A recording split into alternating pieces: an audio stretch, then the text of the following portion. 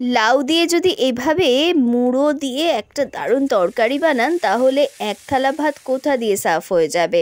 তেলের মধ্যে মাছের মুড়োটাকে ভালো করে ভেজে নিয়ে দারচিনি, এলাচ, লবঙ্গ, টমেটো, তারপরে আদা বাটা, রসুন বাটা, কয়েকটা পেঁয়াজের টুকরো দিয়ে ভালো করে নাড়াচাড়া করে নুন হলুদ দিয়ে ভালো করে কষিয়ে নিয়ে হলুদ আর নুন দিয়ে সেদ্ধ করে রাখা লাউটা দিয়ে ভালো করে শুধুই কষাতে হবে।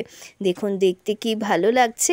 এই লাউ দিয়ে মাছের মাথা দিয়ে খেতে যা ভালো হয় না, কি বলবো। আপনারা কারা কারা ভালোবাসেন অবশ্যই আমায় কমেন্ট করে জানাবেন।